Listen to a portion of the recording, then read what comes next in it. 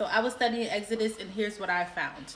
In the midst of the Israelites being transferred from Egypt into the wilderness and into the promised land, there's a few things that stood out to me. Israel would have had to trust God with their needs. Follow me, follow me. Trust God for instructions and direction, and trust God enough to know that there was a place for them on the other side of what they were delivered from. I think this is speaking to somebody today. I think it's speaking to somebody today because, listen, when God delivers you from something, there's a wilderness that we sometimes have to go through. Most of the time, all the time, when we are delivered from one place, we go into the wilderness before we get into the next place.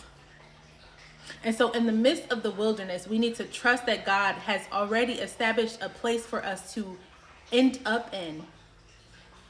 The promise includes the place that you will dwell.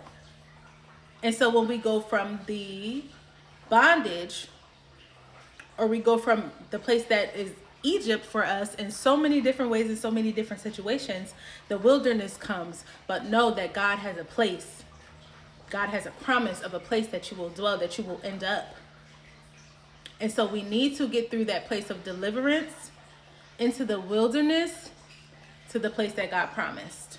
And that is always the order. It's always the order.